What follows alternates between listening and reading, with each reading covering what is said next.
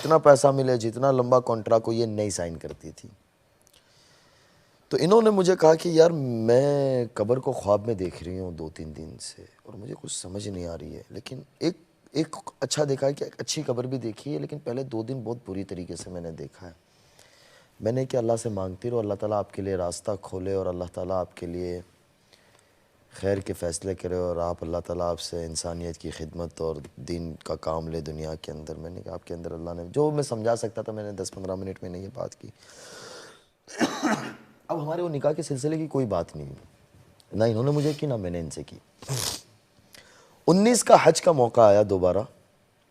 تو 19 کے حج کے موقع کے اوپر عرفات کے میدان میں میرا ایک معمول ہوتا تھا کہ میرا حضرت جتنے انڈسٹری کے دوست احباب ہے یا اس طریقے سے، میں انہیں اللہ کے گھر سے مکے سے یاد کر لوں، میں ایک فون کر لوں، ایک چھوٹا سا بھی کال کر لوں. اس لیے کہہ رہا ہوں کہ ماشاءاللہ اللہ کے گھر میں دعائیں قبول ہوتی ہے، تو ہمیں وہاں جا کر عامتاً ہم فضول چیزوں میں وقت گزار رہے ہوتے تھے، جب ہو تو کم از کم ہم ہمارے عزیز و اقارب کو یاد کر لینا چاہیے. تو میری وہ ایک عادت ہوتی تھی. تو میں نے ایک عرفات سے ویڈیو بنائی ایسے، میں نے کیا اللہ تعالیٰ آپ کو اس جگہ پہ لے کے آئے عرفات کے دن، اور پھر میں احرام وغیرہ سے فارغ ہو گیا. اس کے بعد میں نے ویڈیو ان کو بھیج دی.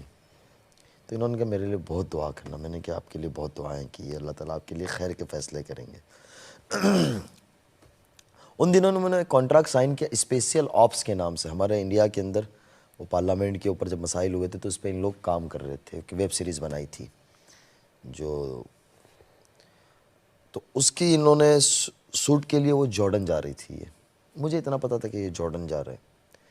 2019 رمضان کے حج کے بعد نومبر میں مولانا اہل خانہ کے ساتھ عمرے پہ تشریف لائے، اور میں بھی اللہ کے شان حرمین میں تھا. تو میں مولانا کے پاس بیٹھا ہوا تھا، مولانا کی طبیعت ٹھیک نہیں تھی. تو وہاں کہتے ثنا کا بیٹی کا کیا حال ہے؟ میں نے کہا حضرت ٹھیک ہے، وہ جارڈن میں. میرے دل میں پھر امید کی کرن مجھے پھر نظر آئی، گلدستہ آئی. جی. میں نے ایسے کر کے فون نکالا، ٹک ٹک کر کے. میں نے کہا حضرت بات کراؤ. بولے جی بات کراؤ. میں نے نیت کی، میں نے کہا آج میں جا کے 200 ریال صدقہ کروں گا. مجھے یاد ہے وہاں بھی کنجوسی. ہاں 200 ریال. ابھی تک پکا نہیں. 200 ریال حضرت ہم انڈین کے لیے بہت بڑا پیسہ ہے نا. نہیں لیکن 500 ریال کا بھی تو میں نے 200 ریال، میں نے ایسے فون نکالا تو 100 کی 2 آ گئی. میں نے کہا یہ دونوں صدقہ کر دوں گا میں. اب مولانا نے ان سے بات کی، بیٹا کیا حال ہے؟ انہوں نے کہا حضرت ٹھیک ہوں، یہ ہے وہ ہے. میں نے کہا کہ میں مفتی صاحب کے ساتھ کچھ آپ کو ہدیہ بھجواؤں گا، قبول کریے گا، اللہ آپ کی مدد فرمائے. کوئی بات نہیں کی انہوں نے میرے سے، نہ ان سے کوئی بات کی اس موضوع کے اوپر. میں مولانا کو دیکھ رہا ہوں، میں نے کیا نا پہلے تو جا کے 200 ریال صدقہ کر دے تو آگے اللہ مالک ہے. نومبر گزر گیا، دسمبر گزر گیا، جنوری گزر گیا، 2020 اسٹارٹ ہو گیا. فروری میں پھر میں ایک ہمارے بزرگ کے ساتھ جن سے میرا اصلاحی تعلق ہے، میں عمرے پہ تھا. تو ان کے مجھے میسج آ رہے تھے، ان کے کچھ مسائل تھے، اس پہ انہیں بات کرنی تھی. اتفاقاً میرا فون بند تھا اور میں حرم نبوی شریف میں تھا. جب میں باہر نکلا میں نے دیکھا انہوں نے مجھے بہت زیادہ میسیجز کیے ہوئے تھے اور 8-10 کال تھی. اور انہوں نے مجھے کہا کہ اگر آج آپ نے رپلائی نہیں دیا مجھے بھی 2 گھنٹے میں، تو آج کے بعد میں کسی مولویوں پہ بھروسہ نہیں کروں گی. میں نے اس کو باہر نکلا، صلاۃ و سلام پڑھے، باہر سے ویڈیو روز رسول سے بنایا، السلام علیکم. میں نے کہا میں یہاں ہوں، اتنا بول کے پھر میں نے کہا اللہ کی بندی میں حرم میں تھا، فون بند تھا، نیٹ ورک نہیں تھا اور کوئی بات نہیں ہے. خیر وہ بات ہوگی. 2-3 دن کے بعد میری انڈیا واپسی ہوئی. بمبئی میں نے ایک جگہ پہ ملاقات ہوئی مغرب کے بعد، 10 منٹ کے لیے ان کے کچھ مسائل تھے، اس پہ بات کی. میں چلا گیا گجرات. سہارنپور سے ہمارے ایک بزرگ تشریف لائے تھے ان دنوں میں. تو میں نے ان بزرگ سے ایسے ہی دعا کے لیے کہہ دیا. میں نے کہا دعا کرنا، ایک رشتے کا ایسا آیا تھا 2 سال پہلے لیکن کوئی بات چلی نہیں، لیکن ابھی دوبارہ وہ بات زندہ ہونے کو لگ رہی ہے، تو آپ دعا فرما دیجئے گا. ہمارے بزرگ بہت بھولے بھالے بڑی عمر والے، ان کو فون کا بھی پتہ نہیں، فون بھی نہیں ان کے پاس. بولے اللہ مدد کرے آپ کی، بس اتنی انہوں نے مجھے کہا. میں نے کہا دعا کرتے رہیے گا. اتفاقاً حضرت لاک ڈاؤن لگ گیا 2-3 دن کے بعد. تو مجھے کچھ میرے دوست احباب جو ہیں انڈسٹری سے جڑے وہ کہتے ہیں کہ لاک ڈاؤن میں 2 کا ہی فائدہ ہوا ہے. ایک آپ کا فائدہ ہوا، ایک ہمارے امبانی صاحب بڑے بزنس مین ہیں، بولے ان کا پوتا پیدا ہوا تو جانشین بنا، ان کا فائدہ ہوا ہے، باقی سب کا نقصان ہوا ہے. تو لاک ڈاؤن اللہ تعالیٰ نے میرے لیے نعمت بنایا. اب لاک ڈاؤن کے اندر یہ میرے سے تھوڑی سی بات چیت زیادہ ہونے لگی. جیسے انہوں نے بتایا کہ رمضان ہونا شروع ہوا تو میرے دل میں یہ آیا کہ 100 چوہے کھا کے بلی حج کو چلی. پہلے سوچ تھی جو ہم پڑھتے ہیں کتابوں میں کہ ہر آدمی کے لیے حسن ظن رکھنا چاہیے اور ہمارے گمان کو اچھا رکھنا چاہیے. میں نے اللہ سے بڑی اس کے بعد معافی مانگی, توبہ کی, ان سے بھی معافی مانگی کہ ہمیں بدگمانی بہت بڑا جرم ہے, بدگمانی نہیں رکھنی چاہیے. کب اللہ کسی سے کیا کام لے لے ہمیں پتہ نہیں ہے. یہ مجھے رمضان میں کہیں کہ مجھے آپ سے قرآن پڑھنا ہے, آپ جب پڑھتے ہیں. میں نے کہا ٹھیک ہے, فون چالو رکھ دینا, ہمارا کیا چلا جانا ہے. تو یہ پڑھے رات بھر. اور لاک ڈاؤن میں یہ تھا کہ ہم بھی گھر میں. یہ مجھے فجر کے بعد کے واقعات سناؤ, کیا اسٹوری ہے رمضان کی, کیا داستان ہے. اب میں انہیں سناؤ 9 ساڑھے 9 بجے تک, یہ سو جاوے 9 ساڑھے 9 بجے. میرے والد صاحب کا میں ایک بیٹا, میری 3 بڑی ہمسیرہ 3 بہنیں, ان کی شادی ہو گئی. تو میرے والد صاحب تبلیغی آدمی, تھوڑے سے سخت مزاج کے ہیں. وہ میرا دروازے پہ 10 ساڑھے 10 بجے آوے, بولے کم بخت مفتی ہو کے مولوی ہو کے, بولے قرآن کا مہینہ ہے سوتا رہتا ہے, نام کا مولوی. اب میں کہاں کہوں کہ ابا جی ابھی سویا ہوں. اب گھر میں بتاؤں بھی تو کیسے بتاؤں یہ. حضرت آپ یقین نہ مانیں گے کہ اثر کے وقت میری آنکھیں اتنی بڑی بڑی ہو جاؤں, میں باقاعدہ دعا کروں کہ اللہ یہ 2020 نہ گزرنے دینا, میرا نکاح ہو جانا چاہیے, ورنہ میں اب شادی نہیں کروں گا. میں نے کیا, میں اپنی زندگی ایسے ہی گزاروں, میں بڑی قربانی, میں اللہ میاں سے دعا کروں حضرت.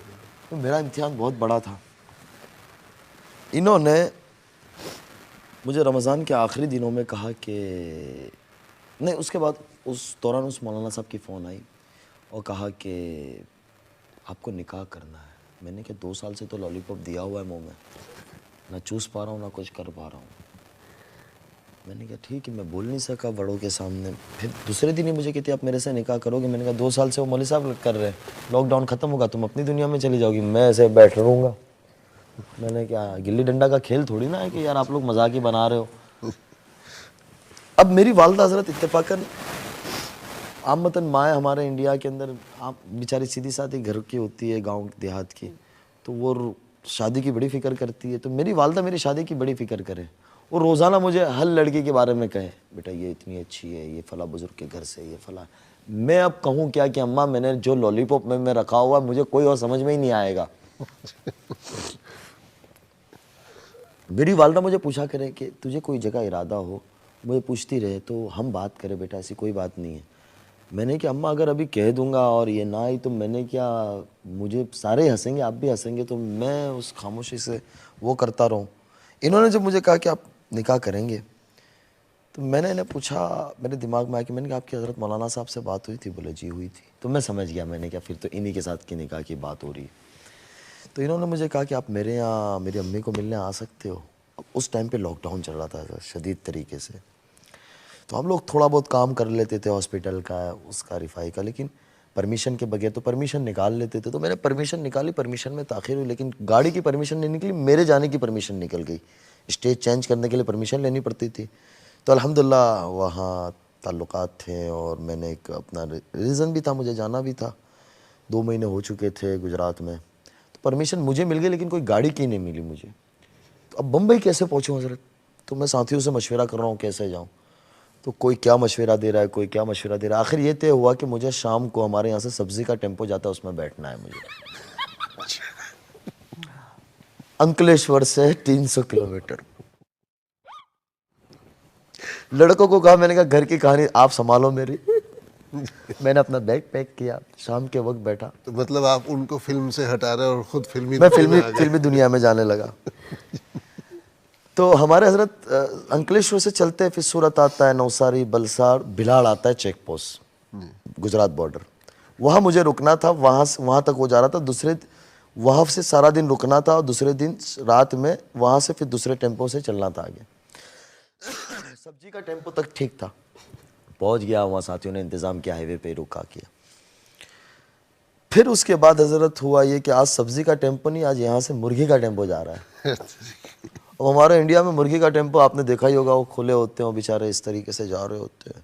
میں نے 3-4 ماسک لگایا, ایسے کر کے لگا بیٹا. 10 منٹ میں تو میں بھی اسی طریقے سے ہو گیا. کنڈکٹر میں نے کہا چلو ہم بھی بن جاتے ہیں. جو ساتھی نے یہ انتظام کیا تھا وہ مجھے پوچھے مولانا اتنا زیادہ ضروری کیوں ہے, تھوڑے دن رک جاؤ, 10 دن میں کھل جائے گا. میں نے کہا بہت ضروری ہے. بولے کیا وجہ ہے, سارا کچھ بند ہے. میں نے کہا وہ وجہ کچھ وقت کے بعد پتہ چلے گی اگر حقیقت میں بدلی تو, ورنہ اس کو راز کو ہی رہنے دینا, کیونکہ مجھے بھی تو پتہ نہیں تھا نا آگے کیا ہونا ہے. اب یہ کہہ رہے کہاں پہنچے تو میں فون بند کر دوں. میں کہا یہ کہ کون سی گاڑی میں اس کو تھوڑی کہہ سکتا ہوں کہ مرغی کے ٹیمپو میں آ رہا ہوں.